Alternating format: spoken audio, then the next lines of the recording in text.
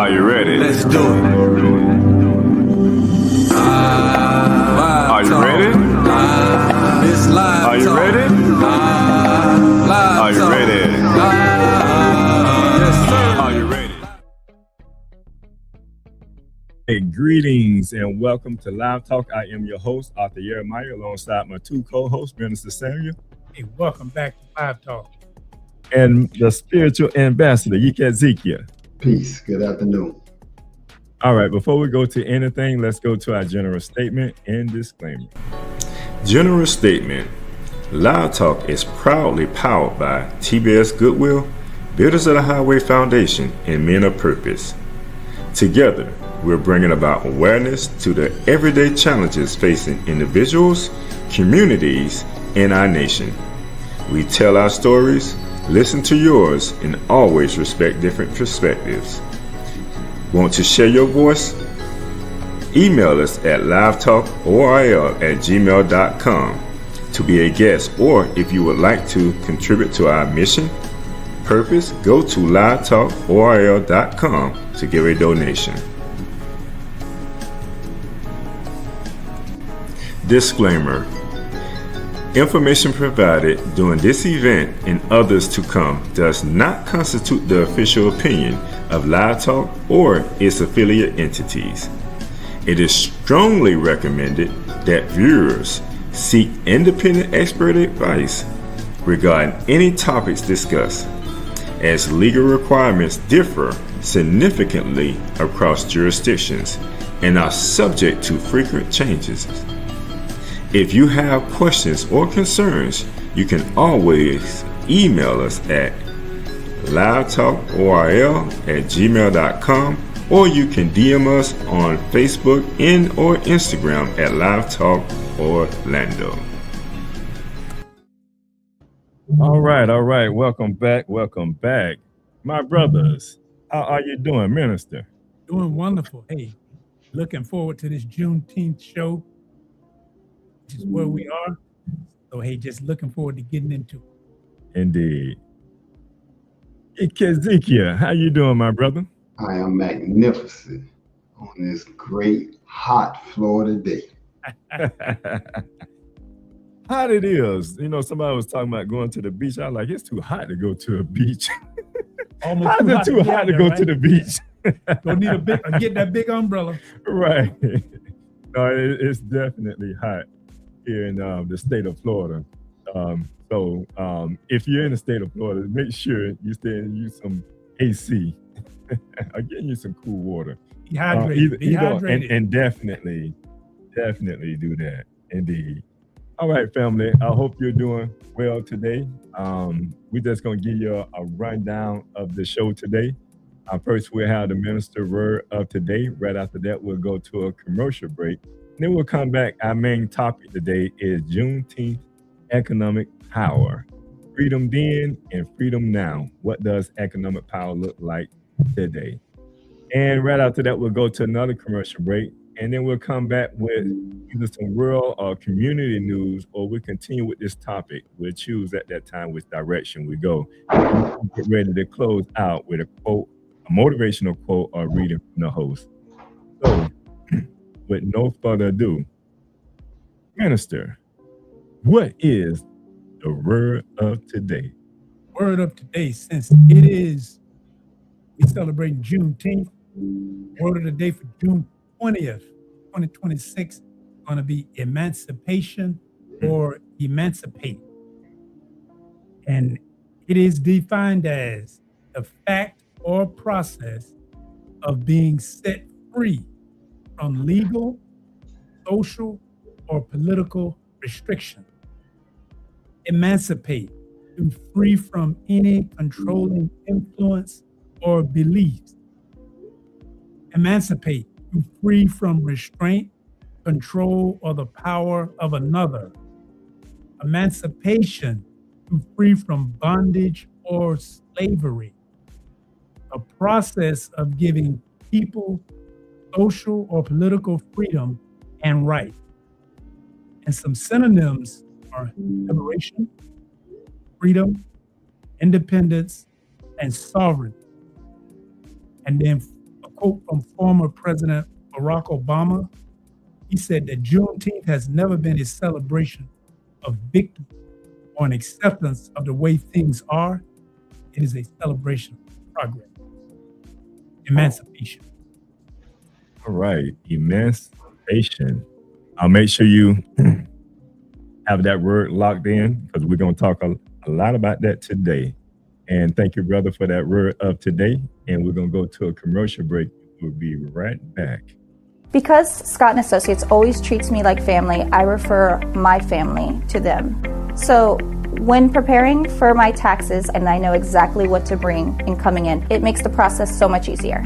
Anyone should hire Scott & Associates because they are professional, respectful, and very knowledgeable.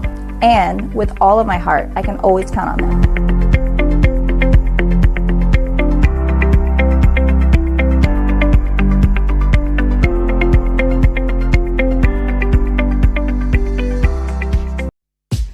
At NOY Store, we bring culture, style, and wellness all in one place.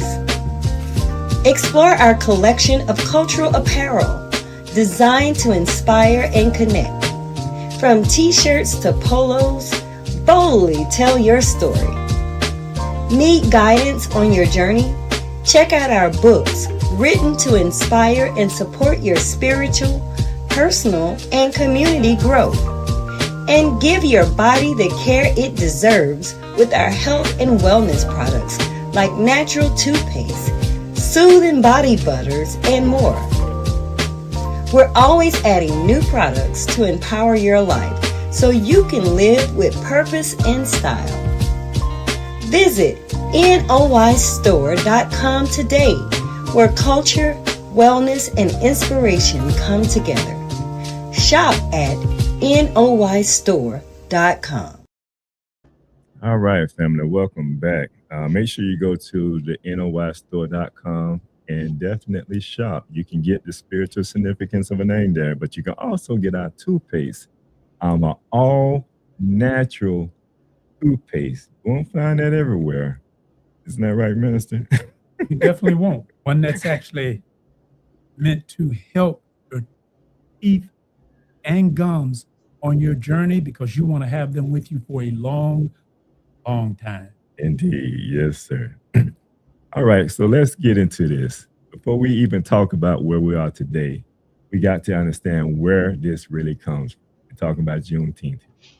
Juneteenth marks June the 19th, 1865, which was the day Union soldiers arrived in Galveston, Texas, and informed enslaved Black people that they were free. Now, here's the part that always stand out. This was 2.5 years after the Emancipation Proclamation had already been signed by Abraham Lincoln, which was in January the 1st, 1863. So technically, freedom had already been declared, but it wasn't enforced everywhere. And in places like Texas, slavery continued until this news was finally delivered. That's why Juneteenth isn't just about freedom, it's about delayed freedom. It's about a moment where people were living in bondage, not because freedom didn't exist, but because it hadn't reached them yet. And that hits differently when you really think about it. Because fast forward today, we're not in physical change, but the question becomes, are there still areas in our lives, in our community where freedom exists, but we haven't had full access to it yet? Especially when it comes to economics, ownership, and wealth. With that being said, I know growing up in my household, Juneteenth wasn't something that was celebrated.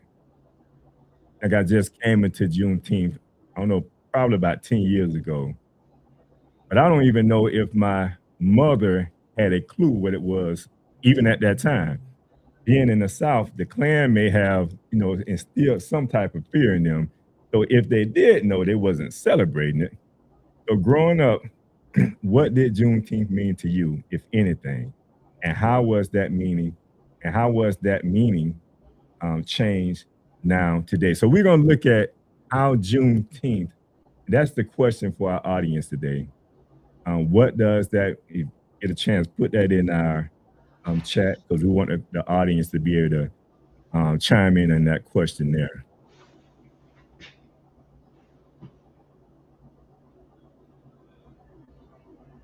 What I said. Oh, you waiting on me? Okay. I thought I gave you the question already. I didn't give you the question yet. Okay, so when you think about Juneteenth, not just the history, but the meaning, what does it represent to you today? So we'll put that in the chat because we want them to be able to answer that question as we go through the program today. Okay. Now, I turn it back to our brothers today. And one of the things like I said, growing up, that wasn't something that we talked about in my household. I didn't come into Juneteenth until I became an adult. And like I said, probably maybe 10 years ago, it may have been a little longer than that, but I'm just going to say 10 years ago is when I came into the knowledge of Juneteenth and the importance of it at the same time. So the question becomes, and I'm gonna turn to this to you, Ezekiel. Growing up, what did Juneteenth mean to you, if anything, and how has that meaning changed you or changed now? Has that changed any?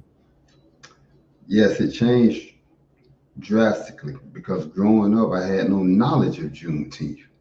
There was no celebrations in my community, and I had never heard of the term until very recently, within the last 4 or 5 years. So growing up, it had absolutely no significance on me. Now that I have become conscious of it and what it entails, the impact is I want that freedom because, as you espouse, Abraham Lincoln freed the slaves. However, the power structure didn't allow the media to put forth that information to almost 2 years later. So that in itself says a lot that you didn't even know that you was free. So that means somebody was still getting free labor from you because you thought you still had to stay in the same position that you was. So when I fast forward that to today, because back then we know they were more physical slavery, and I look at where we enslaved mentally at from those 4 centuries of physical slavery. And when I look at the way we think and how it affects every aspect of our life, that is the freedom that I'm trying to acquire, getting out of that slave thinking that has you entrapped and still keeping you in a lower class position in life because you don't know how to think outside of that right there. So the significance of it, again, in this day and age is being able to identify within yourself a way of thinking that's not beneficial for you and transforming that into something that will allow you to prosper in that area, whether it be physically concerning your body, whether it be mentally concerning your health, whether it be economically concerning changing your spending habits or your saving habits, or whether it be domestically and how you're treating your mate or your spouse. So this is what it means to me to empower myself in every aspect of life so that I don't still be like them years later, still in slavery. Yes, sir. So, Minister, do you feel like Juneteenth today is being celebrated properly, or has it become more performative, like in regards to purpose? I think it's actually twofold. now being recognized, or I think now is more recognized. Some may have performed, celebrated it for a purpose, but until you know something, you can't apply a purpose to it. So now that it has become more widely recognized, now is the time I think that it needs to be more done with a better purpose. Because, like, unless you really grew up in Galveston or in Texas, a lot of states, a lot of people were not aware of Juneteenth. Same way it took them almost 2 years to find out celebration like Emancipation Day. That was not taught in school, and I know it wasn't taught in my home. I found out about it, and so now that people are aware, now we have the internet and people see it and they can do research. You can jump on, but don't if you don't really get the full meaning, like, it's a real deep subject because it's, for example, Lincoln Emancipation Proclamation freed the slaves. Just to be clear, what he did was an executive order. Mm. And the state of Texas, they were aware of it. They just chose not to follow it. So it literally took sending Union soldiers down there to force it. So now a lot of the people in the area, of course, when they found out free, that was a big thing. Yet, believe it or not, there were places in Texas but the soldiers couldn't go everywhere. Right. There were still places in Texas who were finding out about it. Emancipation Day, when the soldiers came, was a big one. Maybe if you want a large plantation and they sent them 2,000 troops, because there's doing the research, they say 6,000. I don't think 6,000 went to Texas. I hear the number was more like 2,000. But you had really large plantations. If you want a plantation that only had 5 people or 10, and they were still under that same mindset of, do you let me know you're free? So the part about the purpose is we have to understand that freedom is ours, but we got to earn it and be able to take part of it. You're free when you left that plantation and say, you know what, get my 40 acres and a mule. That becomes transformative. That becomes the action. You're aware of it. A lot of slaves had nowhere to go, so they had to go back to the slave master on the plantation and maybe work there. He was working, so that's why I say it's twofold. Right. Now that we're aware of it, we need to become more into what does it really mean to celebrate it, and then how do we as a people make it a true freedom? Right. Like you said, we was let go, considered free, but free to do what? Like you didn't give us no direction. We don't have any land. We don't have anything to call our own. So how are we truly free? And so they're going back to the slave master to work for free just for shelter, food. So it's almost like you back in the same situation, but now it's your choice to be in the situation. But what other choice you have at that time? So no, I agree with that when we talk about performative versus purposeful. I think, to your point, there's thinking about, 10 years ago, when I came into the knowledge and the consciousness of it. Maybe it was a little longer than that. I'm just saying 10 years. But that's when I start seeing a lot of people become conscious of it. But at that time, we're thinking more about, is awareness enough? So, or should Juneteenth come with action, like supporting Black businesses, education or investment? And I believe that some people may think awareness is enough.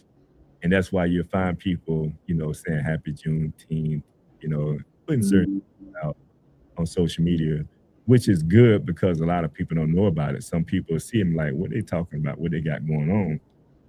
But then now other people start to research and say, oh, Juneteenth, that was our Emancipation Day, because we wasn't truly as a whole free at that time. So we became free once that information went to the other, enslaved slaves at that time, which made us free as a whole nation of people. So that's why we celebrate Juneteenth, because now we became supposedly free as a nation of people. But again, it goes back to free to do what? Because even at that time, we have to understand that there were certain things put in place that then took away our freedom. We ain't gonna get into that right now. It's a part of this program. We're gonna get into that, but that is something that we have to consider and take into consideration as well.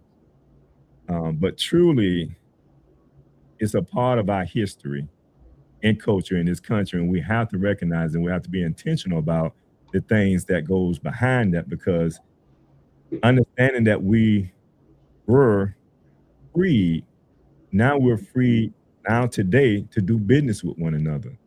We don't have to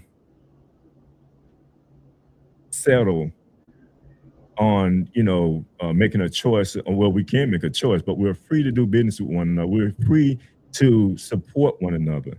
And that's the difference between awareness and making it more actionable. Like, well, we now taking action and doing the things that are going to grow our culture and our community as a whole.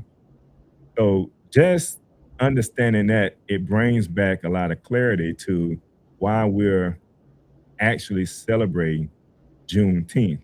And I think as it begins to become more, more awareness comes to it, it's going to then elevate us to the point to understand it's just not about awareness, it's about action at the same time. And I think that's Juneteenth that we definitely have to take into consideration, family, that there is an action behind Juneteenth, because if we don't put action behind it to grow our community, what they're going to do, they're going to come in and commercialize it, and then they're going to be selling you things, and then now we become consumers of something that belongs to us. So we don't want to become that. So let's take control of it. Let's take action behind that, and let's start to do the things that that brings the community together as a whole. So we have to have more than just awareness. We have to have action behind it as well.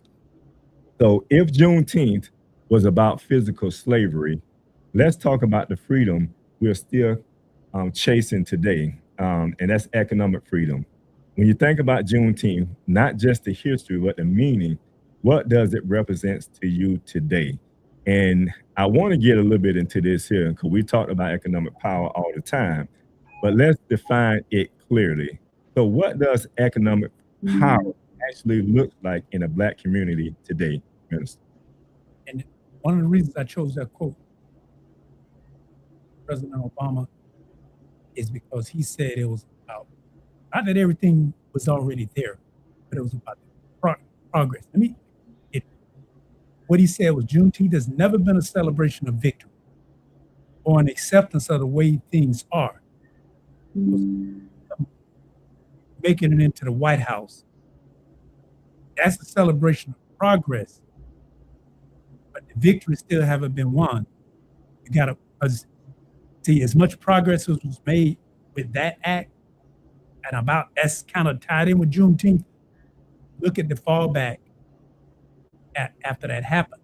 So it's like when economic power, if like to be free, we all have to, and that goes beyond color lines.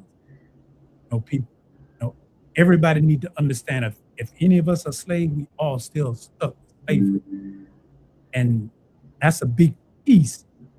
But with us specifically, like we celebrate in this country, we celebrate the 4th of July. I see our people celebrate. And that's okay. That's a good thing. But if you're doing it with a purpose, we weren't free on the 4th of July, 1776. We didn't get ours until emancipation, actually the 13th Amendment, which Right. made it a law. Mhm. Because another president could have came in and signed it with a pen, and what Lincoln did would have been out the water. Right. So thank God that they put it into the Constitution. See, we celebrate the 4th of July as a benefit. A whole lot of money. We be talking about economics.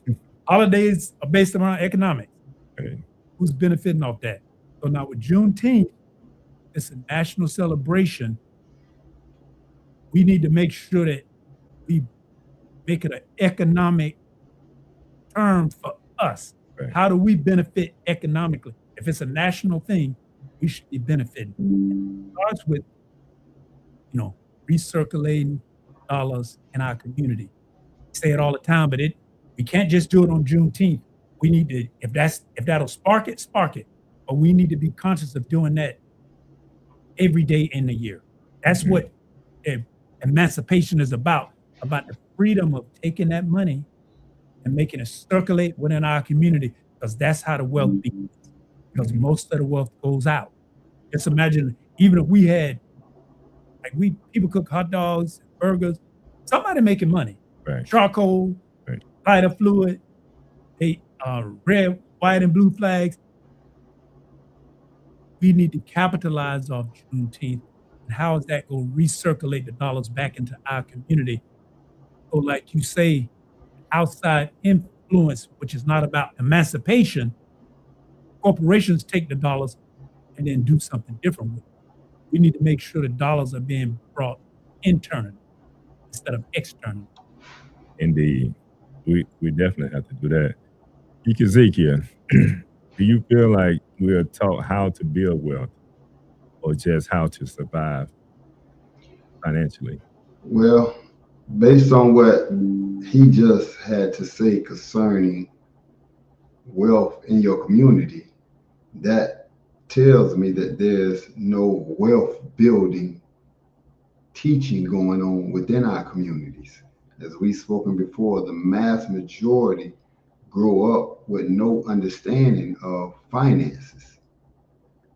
They don't know how to save money. They don't know how to budget. So wealth building is not a subject matter that's taught in our communities. It's not even taught in the schoolhouses. And that's why the mass majority of us are living check to check. So we have the perpetual mentality now that we are in survival mode.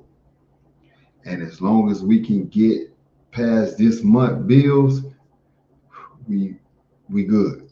But we know that cycle will be back in the next 30 days. So we're trying to get at it again. And this is where our faith as a people come in at, because most of these single mothers, especially the young ones, they be on a prayer. That's the main thing that they do to help them get through.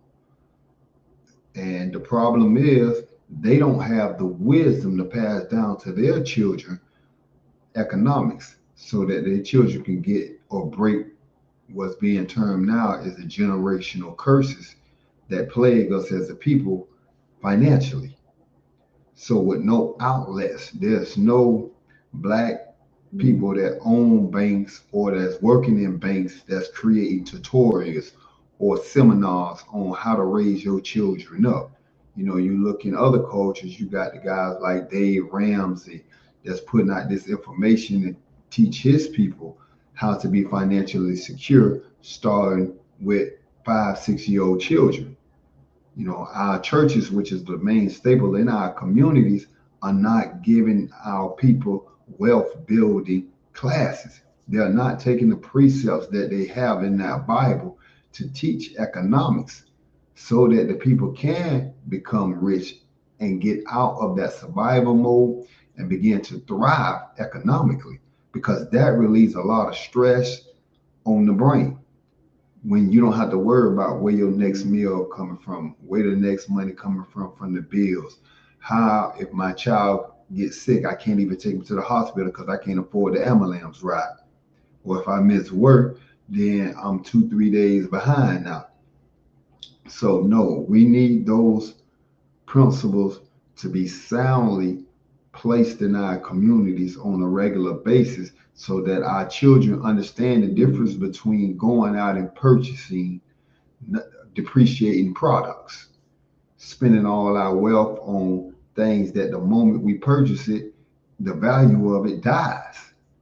But that's what our music, that's what these TV shows glamorize.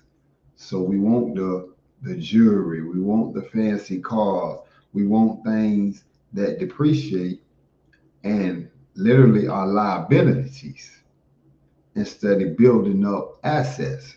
So we don't teach our children the difference between a liability and an asset economically.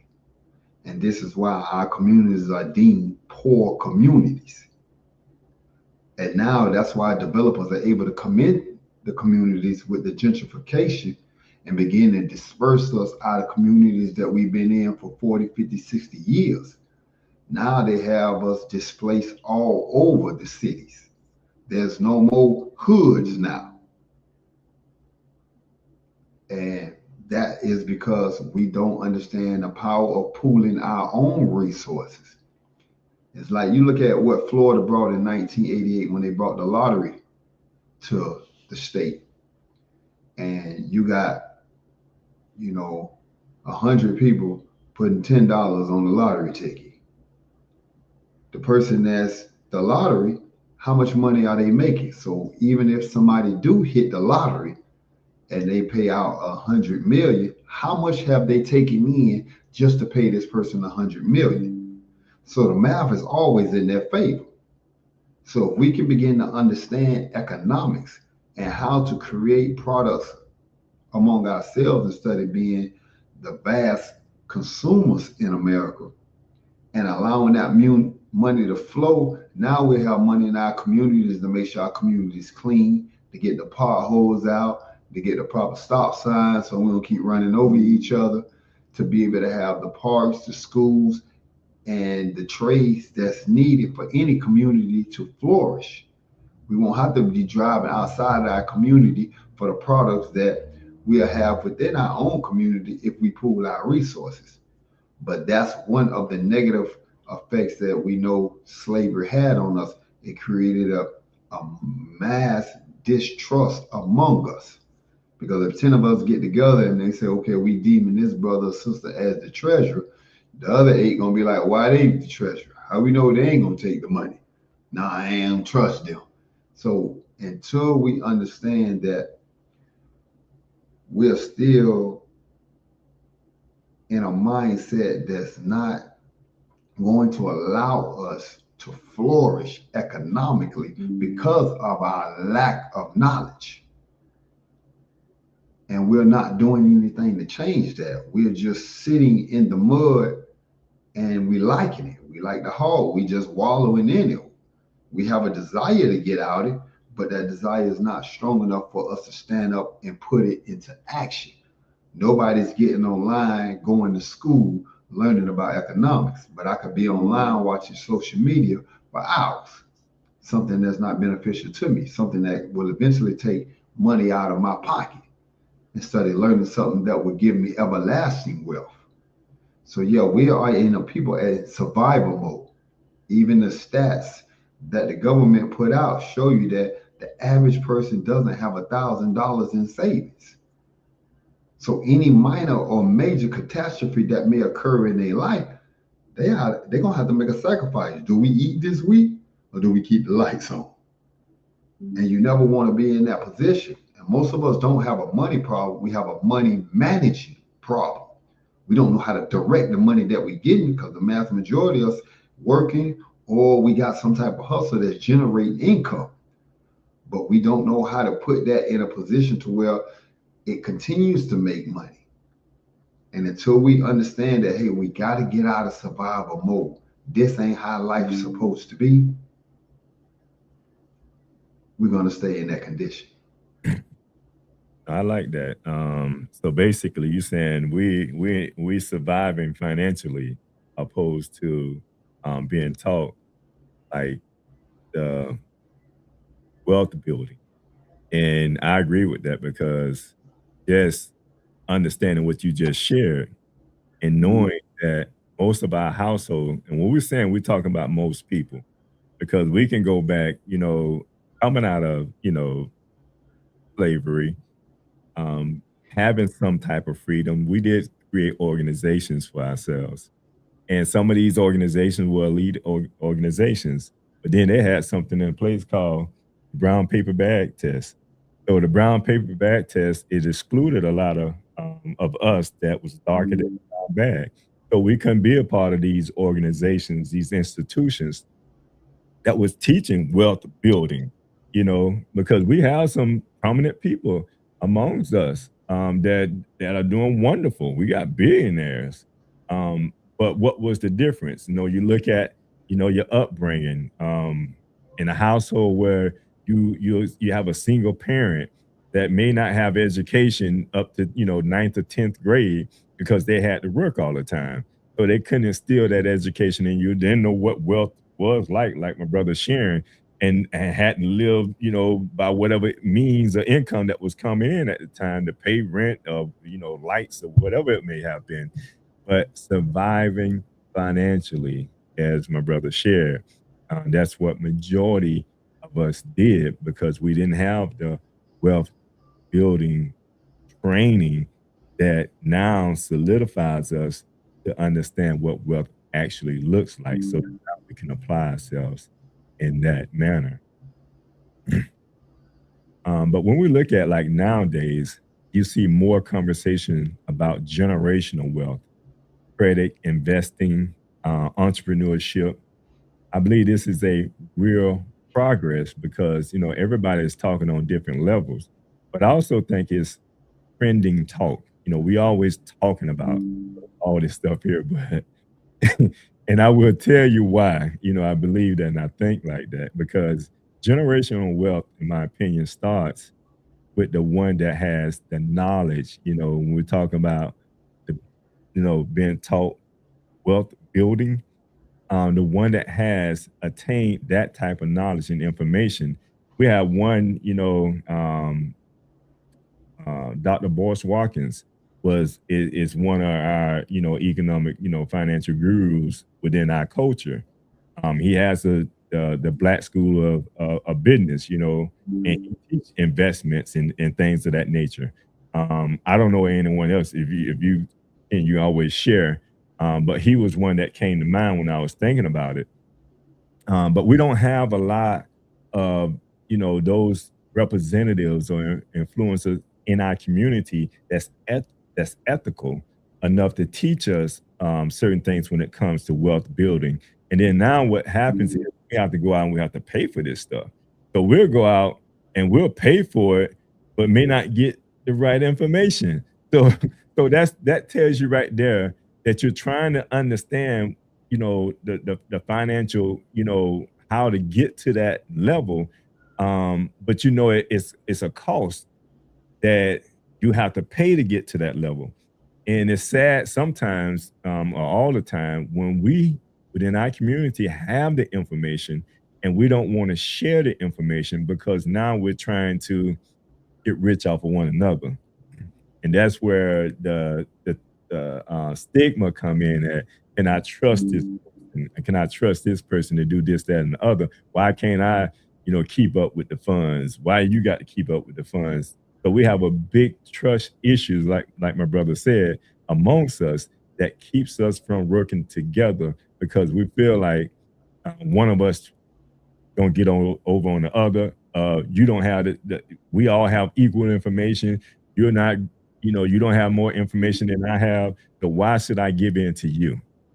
So that becomes that disconnect that we have amongst one another. So understanding wealth from a generational standpoint, I always look at it like this here. Um, Entrepreneurship can be a start, but your credit, you have to understand credit. And as you understand entrepreneurship and credit, because that can get you to the next level, because no job is going to make you rich. I don't care how many years you worked on this job or whatever it may be, it's not going to get you rich. And the only way that you can get at least to that next level is begin to own your own business. But then you have to have measures in place when it comes to that, because we know how the institutions are when it comes to getting capital to start a business or run a business. And we don't have generational wealth. Like I always say, I'm the first of everything in my family. And this generation, I believe a lot of us are the first of anything when it comes to that, because the information and knowledge is there. And we're trying to establish that now so that our future generation can have something like a jump start, because they can sure get their children a jump start. Indeed. So when we think about, all these things, especially investment, you have to understand that our children are an investment. I always tell my daughters this because this is very important. I say, it's what you feed them is what's going to determine how successful they are. That's a part of it. And it's what principles you give to them, because there's two things that need to be in place. You have to have a principle, you have to have a foundation, and you have to make sure that you feed them children properly, because that's what's going to steer them in the right direction, and that's what's going to determine their success. If you teach them principle and they become successful, they're always going to come back to the foundation and what they've been taught to give back and pay for it. So that's very important that we have to understand, because if you just give them education or let the system educate them, they become, great in this system. They're going to always feel like they owe the system something.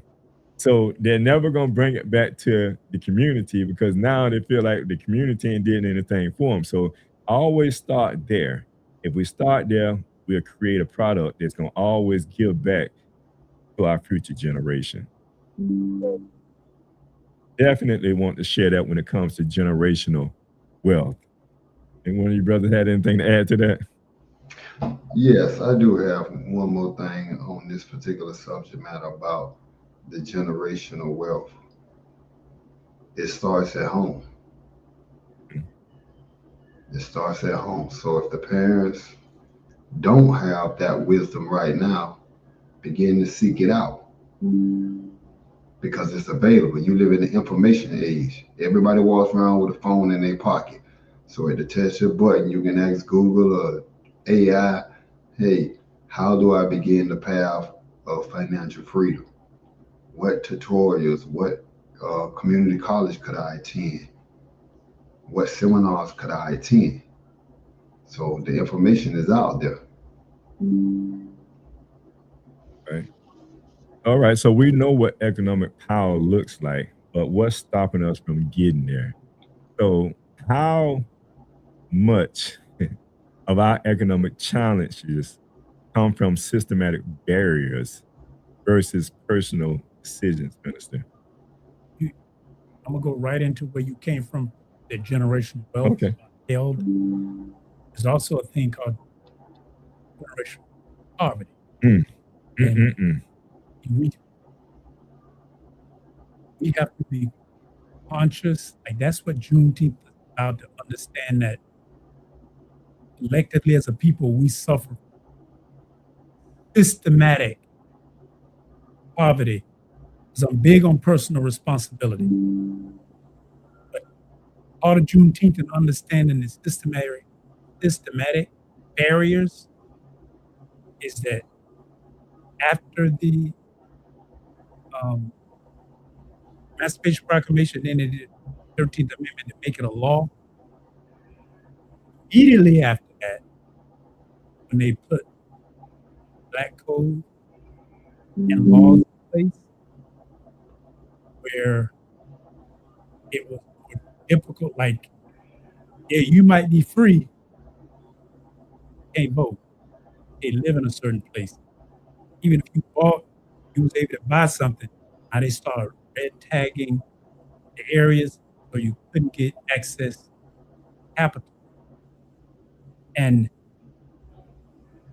you look back from 1800 to now, those areas where that happened, there is poverty there, and that was done by design. Like brown bag, yeah, there were a few subconsciously. You see, when you push that in, it teaches you to distrust one another, because what it says is we get our wealth or we get assistance or our help come from someone that don't look like us. And the less I look like us, the more successful I can be. But I mean, we fast forward now, James Brown say, I'm black and I'm proud. We proud of that. We wear it and we own that. But the system that was put in place, like immediately after, okay, you could be you were free, but they put laws on the books that says you got to have a job. Right. Because now they can arrest you. You're free, but if you ain't got a job, you can be arrested. Very good. See. And now you can be, and then I don't want to look up the code, but look it up. The law specifically said slavery and involuntary servitude was illegal.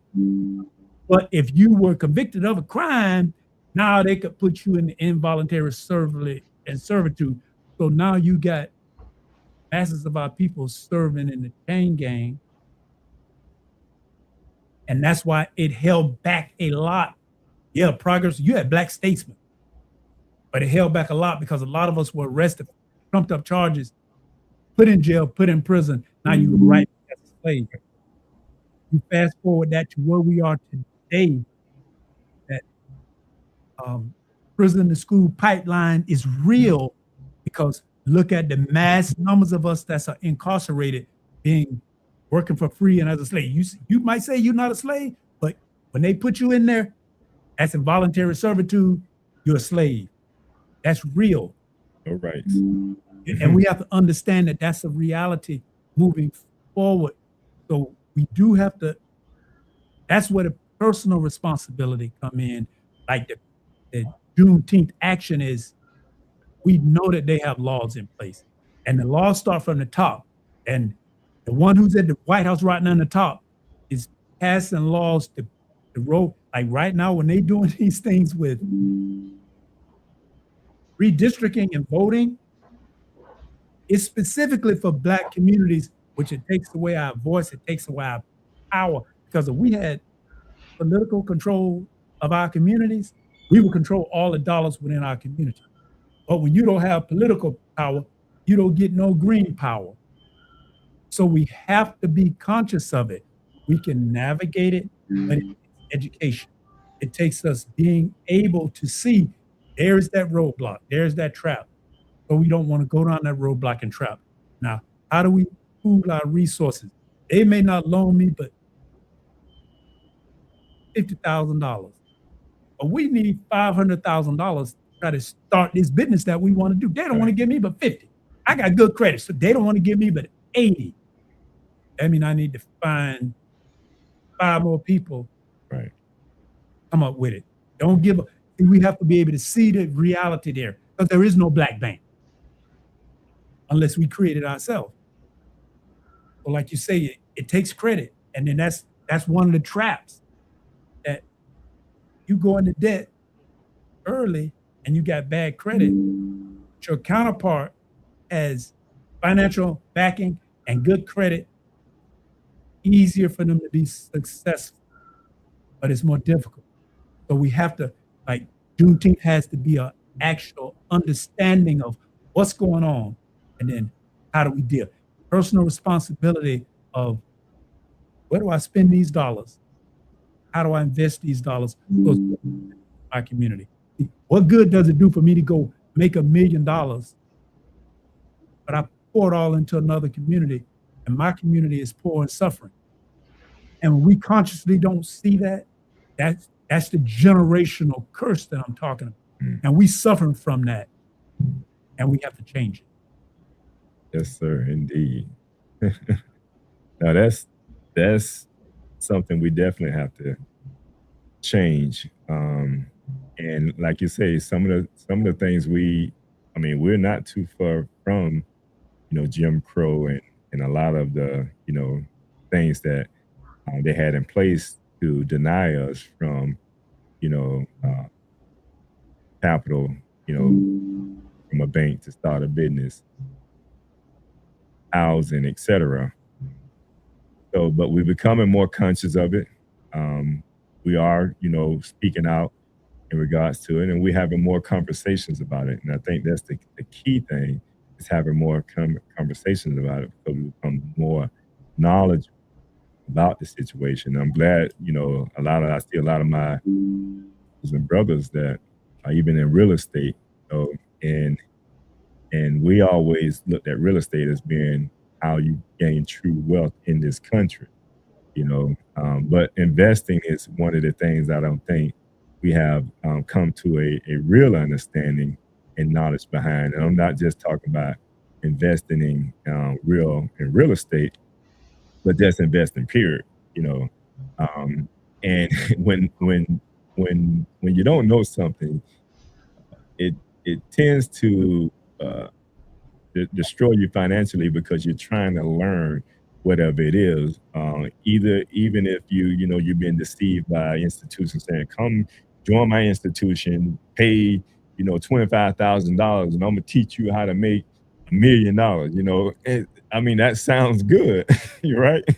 So if you got $25,000, say, "You're gonna teach me how to make $1 million," most likely you'll go and get in debt, because most likely you may not have the $25,000, but you can get a credit card, and now you get the credit card and you pay for it. Now you're in debt. So if it don't teach you that, because they may say, "Oh, well, you need another $25,000 to do this course over here. This is our advanced course over here."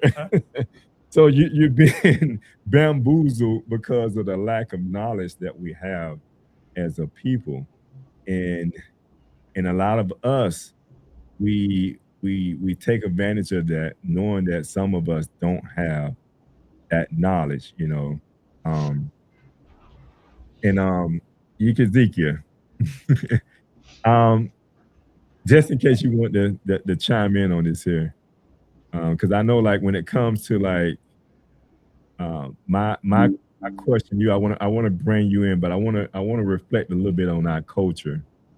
And when it comes to cultural reflection, do we sometimes prioritize looking successful over actually building wealth? Of course, we are the king of flogging, the queens of flogging. I want to have all this designer gear on, but again, I'm living check to check. Mm, Or I made a submit that check on that designer gear. mm, Now, next week, I'm going to be with my hand out to somebody in my circle trying to get the money to pay my bills because I mm, chose to look good. I mean, we see it on a weekly basis. People will work or hustle to get their money, and then they'll pour it all into their outfit, getting a haircut, getting their hair done to look good on the weekend. So we prioritize looking good. We are That's the mind frame that we operate out of. Whether it's, with the jewelry, the cars, we want to look successful. But again, we're right on the brink of poverty. And the stats show this, that almost 75% of Black or African American people in America are right at or below the poverty line. mhm, So even though you may have a house, a car, even the most what they call the middle class people are at that point. You one accident or one misfortune away from losing everything. But you look good when you step out that house. Make sure you prioritize that you are looking like you have wealth. And like I say, we have a penchant for when the designer gear, the Gucci, the Louis, and these people are not taking that money that we're providing them with and pouring it back in our communities. They are being parasites. They're taking and they're giving nothing in return. So we have to get back to wealth building, but it comes back to something that has led to the mass incarceration because of the lack of financial wisdom. We go out and we procure money through any means necessary. The modern term is I'm a hustler, and hustle can cover any aspect of getting money. And that's what leads to the mass incarceration. And then when you look at, as y'all was speaking about earlier, immediately after the emancipation of the slaves, the powers that be implemented the Jim Crow laws that allowed them to immediately rearrest everybody and put them in a new form of slavery, which was the prison system. Now you come up to this modern age, and as the sister Michelle Alexander so adequately explained in her book, The New Jim Crow Laws, how they're using the judicial system to create slavery. Because as I said earlier, in the Constitution, the only place in America slavery is allowed is in the prison system. Once you get convicted of a crime, you have no rights. And in the state prisons, we know you work for free. Everybody has a job. There's nobody in corrections, Department of Corrections, that doesn't have a job. So you're back on the slavery, but it's just in a more modern form. You're not on a plantation where you can come and go. Now you're on a plantation that got concrete, steel, and barbed wire encasing you into a small area. You like these animals that's in the zoos or that's on particular farms that got boundaries of how far that you can go. So we got to get out of that mentality that I got to look good by all costs, even if I go in debt looking like that. Because if I don't have the money at hand to purchase this particular outfit, I charge it. And then when I'm charging and I'm charging and I'm charging, now I'm $1,000 in credit card debt. And we know the interest on these credit cards start off at like 18, 19%. So that's the cycle that will keep you in debt indefinitely. And you're seeing like you're drowning. Now the stress is coming because I can't seem to get ahead. I'm working, I'm paying my bills, but it's like I'm on that hamster cycle. I'm not seeing any progress. And a lot, especially for men, it causes them to say, man, this ain't the way that I want to live. I need more. So their lack of a skill set is going to cause them to go and start hustling in some form, trying to get more.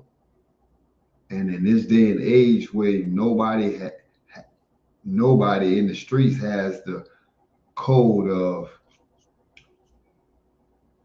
keeping their mouth closed, the chances of you getting captured for something like that right there is great, thus fueling the prison system even more. So we got to get out of the mentality that, hey, lack of economics is a good thing. We have to begin to start pooling our resources in our communities and start pouring into, especially our youth, how to use money as a tool so that they can get out of poverty instead of seeing money as a tool just to feed their materialistic desires. Because we know that clothes, shoes, cars, they change according to the season. This brand may be in this week, next week it's out the door. But I spent $200-300 on them shoes right here, and now they're no longer fashionable. And if I do try to sell them to somebody, I'm only going to get a fraction of what I paid for them. So now I purchased a liability instead of an asset. And this is what we got to get into, because our mindset is to look good by any means necessary. And that's our problem, because you can look at millionaires and these people walking around with cut off shorts, flip flops, but they living in mansions. They not wearing the designer. They not walking around with the jewelry. They putting their money in something that's going to continue to make money. They buying land, they buying buildings, they creating businesses. They doing stuff that's going to generate revenue for them. As you just said, if we commercialize Juneteenth, then who's going to come together and sell the products? We know on the 4th of July that we celebrate, we not making the firecrackers. We setting off in our communities. Sure. Mm-hmm. So that's somebody making money off of us purchasing those products right there. Right. as you said, the flags and all of these products, somebody is making it. So when are we going to start feeding ourselves? When are we going to start clothing ourselves? Because these are human needs. We all have to eat. We all need shelter. We all need clothing. That same cow that gave his hide to Nike, he'll give his hide to me too. So we got to begin to understand that in order to get out of that generational poverty mentality and move toward riches, it starts with our way of thinking. And our way of thinking is doing and based upon the information that we feed ourselves. So we have to start feeding ourselves economic information, which means taking away from the TMZ, the soap operas, and the TV shows we so infatuated with. We have to switch our mental diet in order for us to get up out of that poverty mentality. All right, brother. So I'm getting signs that we have to take a commercial break, but when we come back, we're going to talk about the solution, because this is what this program is all about. So we're going to go to a commercial break. We're going to come back and keep this topic. We'll be right back.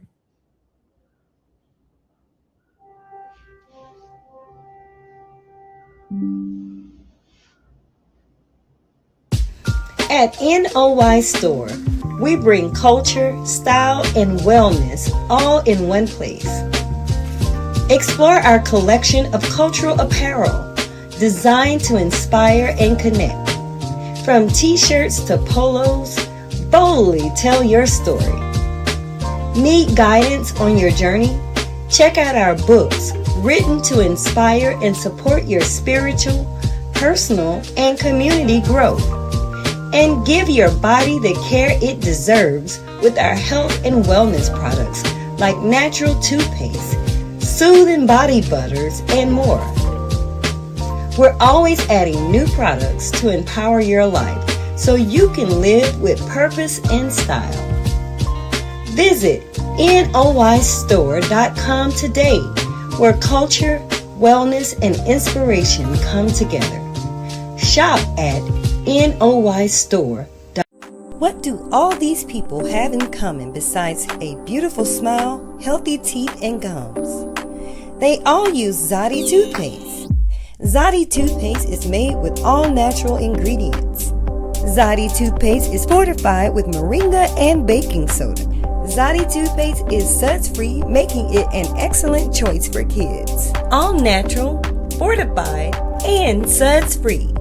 Get yours today at noystore.com.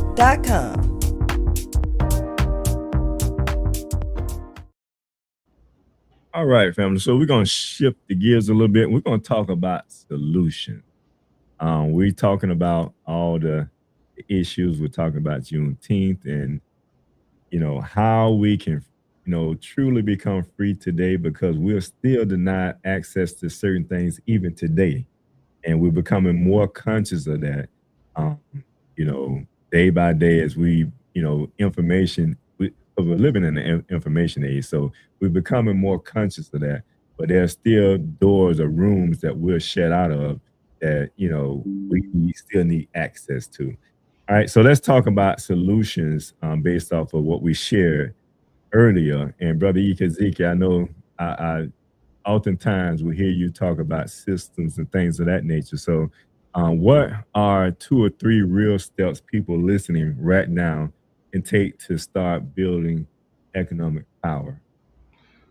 The first thing I would do if I was a parent or over a community of people to teach them financial freedom is books.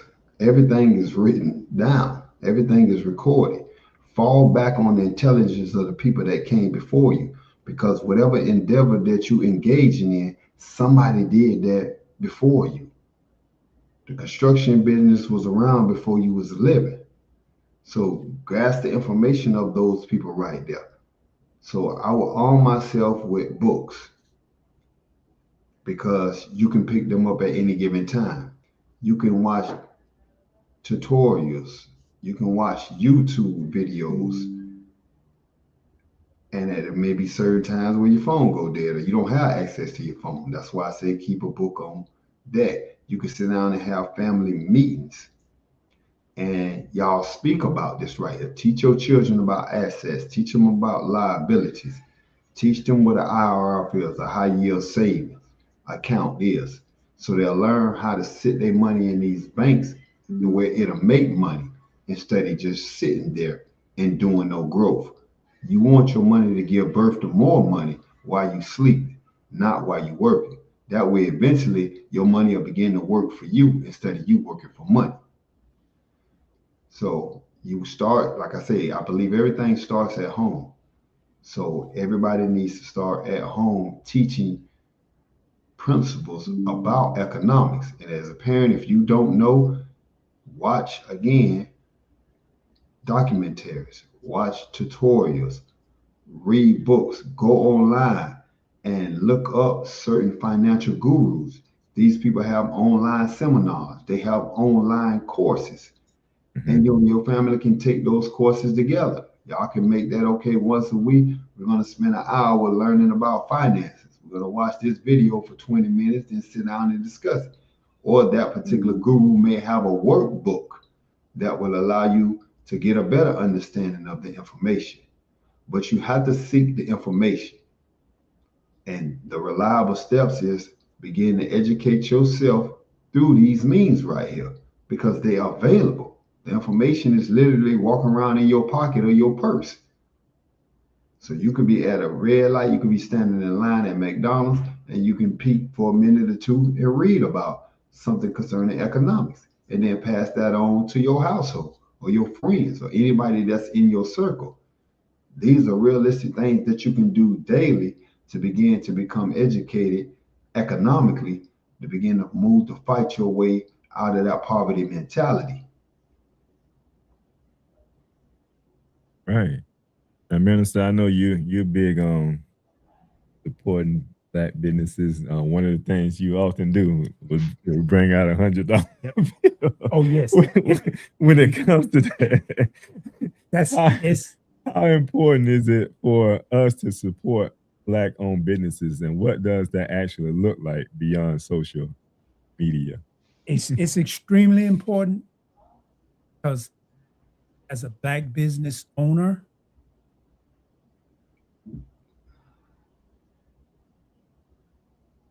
I don't get the majority of the more than 50% of my revenue doesn't come from my community. Unfortunately, it's a lot lower than that. And I think a lot of Black businesses have that same issue because they're not consciously supporting one another. Supported one another more, then we can create more jobs. You create more jobs, and you help family. But glad you said that. But it's a thing called delayed gratification. I'm glad you brought it up because I like to do it. You got to make it like it's yours. When you get paid, when you get ready to spend, you need to consciously decide, am I going to give my wealth, keep it in my community? Or am I going to take my wealth and put it outside of my community? I take my wealth and put it outside of my community, then you suffer and I suffer. But when I take my wealth and put it inside the community, you benefit and I benefit. And we have to be really conscious about that, like making a conscious effort, because it's so easy to spend, especially when you got online and without even thinking that I can get that same good or service right down the street. Or is there someone online that look and think like me that I can get that same good or service? I keep that wealth in the community, but you have to make the reason when you look at it, it makes a conscious effort. Are we gonna keep it? So we can't blame someone when we doing it ourselves. Right. But we can consciously put it in. So that means, you know what? I'm not gonna buy it today. I might have to wait till wait 2 days. Keep it in my community. It's that delayed gratification, like that instant gratification, will make you spend it outside. But if you stop and think, you'll find out that I can spend a lot more of my resources in my community. And it just becomes real when you do it, when you touch it. Like, I know now we paying with the card and we swipe it, but this will make you think about it when you spend it. And and the more we support one another, because we spend a lot of money making this country wealthy. If we put 20% of that back into our community, overnight, it will change. Mhm. But we just have to conscious decision. And the other part is talking to our children, like you say about we need to talk to them about credit and the pitfalls of bad Right. credit. Right. Like a young, if you're a teenager, you graduate in high school, or you finna get out of college, they will give you credit because they want you to get in debt. But you have to talk to them about not like real simple, basic. I know we got. If you want to buy something and you have the money, if you're going to use the credit should be to invest in a business, or it should be for purchases, not to get in debt. So if you're going to purchase those, you want those Air Jordan. If you got the cash, that will be the time to use your credit card and simply pay it off in full at the Right. end of the month. It's pay it off in full at the end of the month. It builds your credit. Right. But if you don't have the money, don't use the credit card and you don't have the and money. you don't have no means to getting the money. Yeah. Because that's when the debt come in, Right. and that's the minimum payment, and it's a cycle. So you have to have that conversation. If that means taking that card and locking it up, so you learn, I don't use it unless it's a case of an emergency or an investment. Right. Because then when your son and my daughter get together and they both have good credit, decent credit, now it makes it easier for them to purchase a home because they're starting out right. Very basic things like that we didn't get taught about how to use. We got taught how to be in debt. Yeah, and that's going. I'm glad you brought that up because that goes into talking about like ownership, the importance of ownership, and we know we should all own something. I mean, a lot of times we try to get to that level or understanding what needs to happen at the foundation level as far as getting yourself mentally prepared to get to that level. Because once you get there, you can make a lot of mistakes financially, that can destroy a marriage, a relationship. So we do have to understand like we have to create a financial foundation for ourselves. And from that financial foundation, then we start to build on that. Ownership comes into place where now we have ownership from a property where we can take equity out to start a business. So now we thinking about true wealth. So that's how you create true wealth, because now it eliminates you getting into debt because you have something to work with. And I believe in building anything, it starts with a strong foundation and forms and from a strong foundation, you can establish anything from a strong foundation because you can always go back to that. Because if you got hundreds of thousands of dollars in a bank account because you was financially sound enough to put that money away, you can always go back to how you established that. But if you don't have that and you're trying to reach those goals without having that strong foundation, then you're lost if you ever lose that because you never had a foundation from the beginning.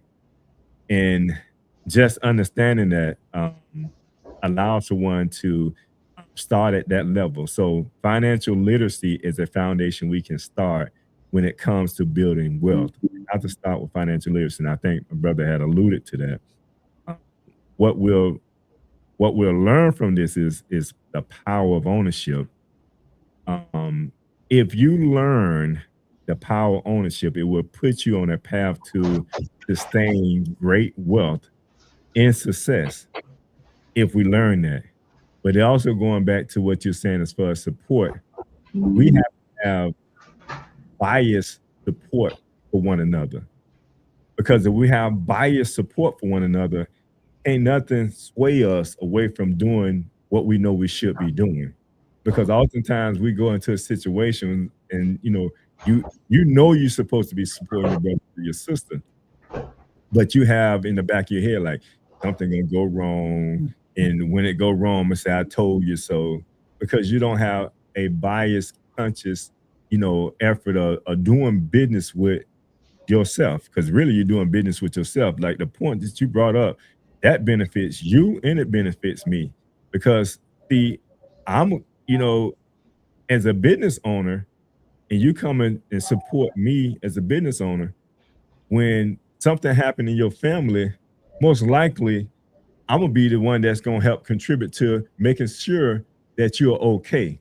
So there's a death that happened in your family, like, oh man, I'm so sorry. Like, what else can we do? Like these corporations and businesses ain't gonna come at you like that. Not one nickel. Yeah, and nor can you go there and say, I've been spending a lot of money with you guys all year. I just lost, my husband, I just lost my wife. Can y'all, donate towards, the funeral services? No, we don't know you. All we know is the dollars you've been spending with you. But that connection in the community with your local business owners, and supporting that is very important. It's what's going to really build our culture and take us to that next level. So Juneteenth, in my opinion, is all about that. It's bringing us back to the core reason of why it's important for us as a community to come together and support one another. And I want to leave. I think my engineer is waiting. But I want to leave us with this one question. I want all of us to kind of answer this question. What does generational wealth look like for you personally? And you think I'll start with you. For me, it's taking that money and building upon it, saving it up for the future. We know that every day is not going to be a sunny day. It's going to rain, it's going to snow some days. So you got to have that emergency fund. So when you're building that emergency fund up, that's the fund, like the King teaches us, to put that percentage of your money up and never touch it so that it can grow. So financial wealth for me is saving a portion of the money. Because, they say rich people only live off 20% of their income. They don't live off the whole 100% like we do. And that's why they're able to grow. So growing that and then teaching those precepts to everybody in my circle and that's coming under me so that they can do the exact same thing.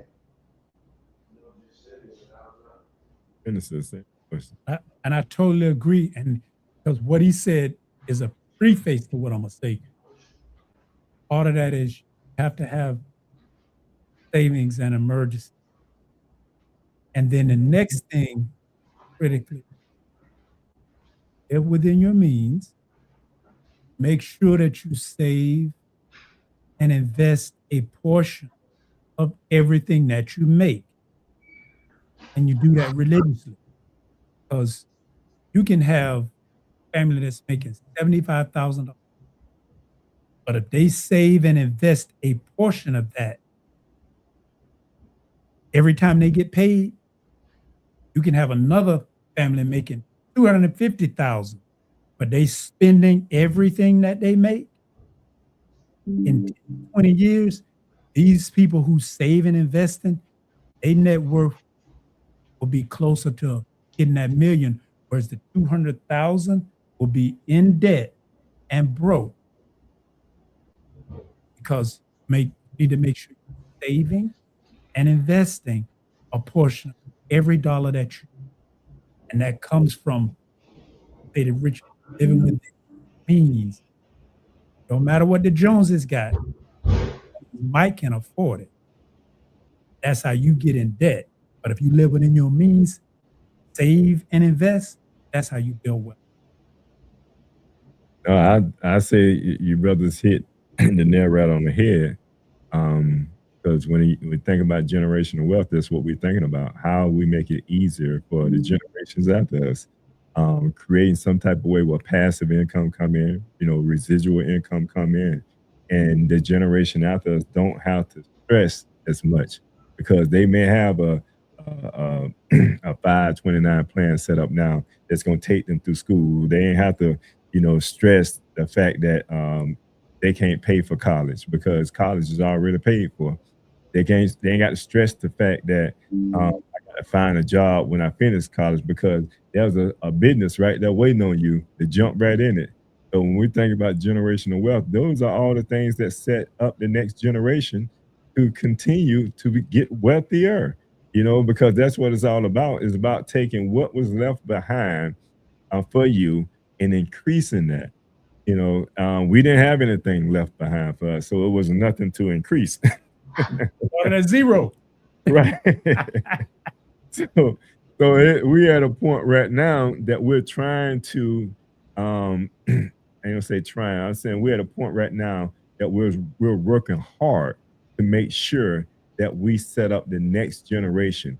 And we do that through all our organizations, whether it's MOP, Men of Purpose, Builders of the Highway Foundation, Temple Brothers and Sisters of Goodwill, all the organizations that we work with, we try to implement this in these organizations so that now we set up generational wealth and just, and generational wealth can also be a part of that building block that we're talking about, teaching our children how to gain wealth, because that wasn't taught to us neither. Like I mentioned earlier, like we had to pay for a lot of this stuff. We had to pay for, going to business classes done in Brad Street and learning all about these things here.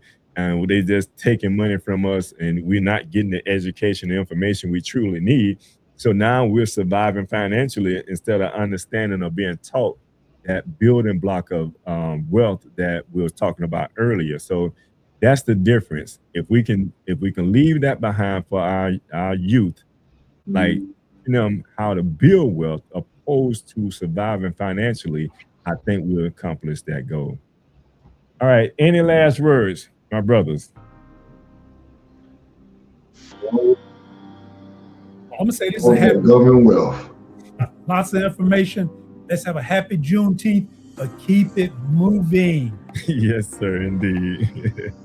And I just say Juneteenth reminds us that freedom delayed is still freedom worth fighting for. But today the fight looks different. It's about ownership, knowledge, discipline, and unity.